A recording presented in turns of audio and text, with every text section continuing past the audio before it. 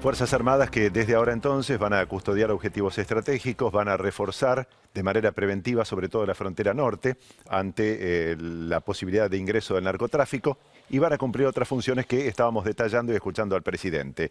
Estamos con Miguel Ángel Toma, que es uno de los hombres que más conoce el tema de defensa porque ha sido el presidente de la Comisión de Defensa durante mucho tiempo en la Cámara de Diputados, secretario de Inteligencia y autor, Miguel Ángel, me dirá usted, de la ley que rige actualmente de seguridad de interior y de defensa. Sí, efectivamente. La ley de defensa la votamos en el año 88. Nosotros, el peronismo era opositor. Sin embargo, después de los sucesos de Semana Santa, trabajamos en conjunto con el gobierno del doctor Alfonsín, con el ministro de Defensa, Horacio Jaunarena, Claro.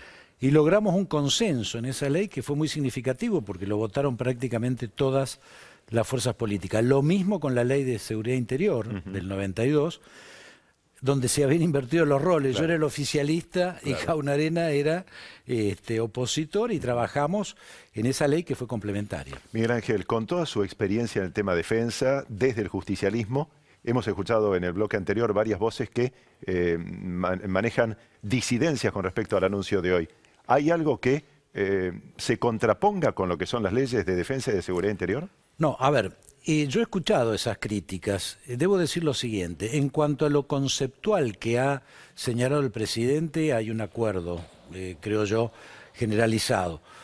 Lo que no puedo aceptar es la hipocresía, porque he escuchado a kirchneristas criticar estas decisiones, cuando en realidad el kirchnerismo fue el primero que sin ningún tipo de reparo ni de respaldo de naturaleza legal, puso a las Fuerzas Armadas en el operativo Escudo Norte a cumplir tareas de seguridad interior. De manera que si ahora lo critican, realmente es una hipocresía inaceptable. Lo mismo me llamó la atención lo de Felipe Solá, porque yo recuerdo que en el 2015 Sergio Massa, siendo candidato, presentó, digamos, impulsaba la idea de las Fuerzas Armadas trabajando en relación al narcotráfico.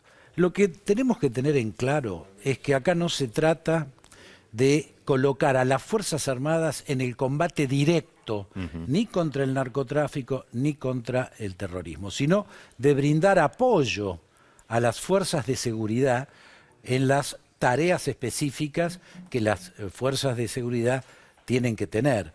Yo voy a dar un dato que es realmente muy grande, muy dramático. Usted sabe que el 58% de la prefectura y el 60% de la gendarmería no están ni cubriendo las fronteras, ni controlando las vías fluviales, ni la plataforma continental, porque están desarrollando tareas de seguridad en los grandes conurbanos de la Argentina. El conurbano bonaerense, Rosario, Córdoba, etc. De manera que hay prácticamente un estado de permeabilidad en las fronteras que implica un alto riesgo para nuestra soberanía. Lo mismo, por ejemplo, en el mar continental, donde la depredación de la riqueza ictícola es hoy moneda corriente. Entonces, ¿por qué razón no utilizar la estructura de las Fuerzas Armadas para actuar complementariamente y apoyando las tareas de seguridad, básicamente en la recuperación del control de los espacios soberanos? Claro. De esto se trata. Prácticamente lo mismo le escuché decir hoy a Oscar Aguad, el actual ministro de Defensa, quien decía que hacia el futuro, cuando se requiera una profundización de algunos cambios en las Fuerzas Armadas, allí sí va a ir al Congreso un proyecto de ley en el cual van a buscar un consenso político. Por ejemplo, ¿para hacer qué funciones haría falta modificar las leyes? No, básicamente lo que hay que hacer, a ver, las Fuerzas Armadas hoy son un instrumento más del Estado que debe responder a nuevas amenazas. ¿Por qué? Porque las Fuerzas Armadas, como las conocimos, estuvieron estructuradas en función de hipótesis de conflicto que ya no existen. Claro. Hoy no hay riesgo de una guerra con Brasil ni con Chile, es un absurdo. Tampoco las Fuerzas Armadas hoy constituyen una amenaza para las instituciones republicanas. Pasaron 35 años de democracia y ya no hay militares golpistas, ¿no? Absolutamente, están absolutamente incorporadas al sistema republicano y respetuosos de la democracia. Por lo tanto, es necesario asumir que tenemos nuevas amenazas, en este caso el terrorismo, tuvimos 2 atentados, el narcotráfico, que constituyen en otros países de la región amenazas al propio sistema institucional. Colombia es la expresión más clara, lo vemos en México, lo vemos en Brasil. Entonces es indispensable no colocar a las Fuerzas Armadas en el combate directo, no es necesario, no vivimos en Colombia, pero sí en el apoyo a las fuerzas de seguridad para no llegar a ser Colombia. Claro, además es una manera de que las Fuerzas Armadas sean más útiles, porque hay centenares de personas que a veces están prácticamente sin funciones hoy por hoy. Correcto. A ver, las Fuerzas Armadas tienen que seguir cumpliendo la tarea central, que es la de preservar nuestra soberanía en virtud de cualquier agresión externa, en el sentido de lo que es su diseño convencional.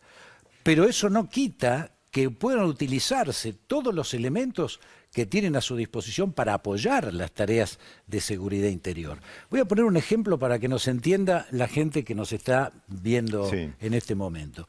En Campo de Mayo, por ejemplo, tenés casi 20 y pico UH-1H. ¿Sabes lo que son los UH-1H? Son esos helicópteros famosos que vemos en las películas de Vietnam, que están remotorizados, modernizados, etcétera. No vuelan por falta de presupuesto.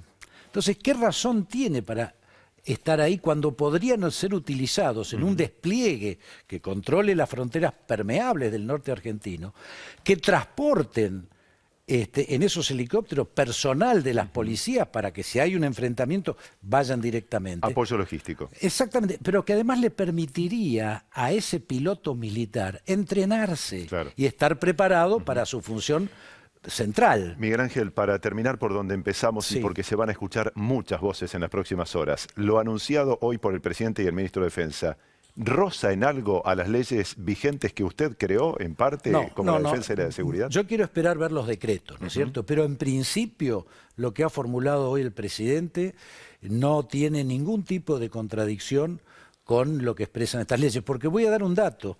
El artículo 27 de la Ley de Seguridad Interior ya prevé esta posibilidad, obviamente con una serie de requisitos que en este contexto no se dan. ¿Cuál posibilidad concretamente prevé? La de que sean apoyo en transporte, comunicaciones, sanidad, logística, a las fuerzas de seguridad cuando en determinadas circunstancias se produce el sobrepasaje de estas o la amenaza a la que deben responder no tienen todos los elementos a su alcance para poder resolverlo positivamente. Miguel Ángel Toma, muchísimas gracias. Gracias a ustedes. Ex secretario de Inteligencia, ex presidente de la Comisión de Defensa de la Cámara de Diputados durante mucho tiempo, un dirigente justicialista de amplia trayectoria, Miguel Ángel Toma, en el noticiero central de la televisión pública.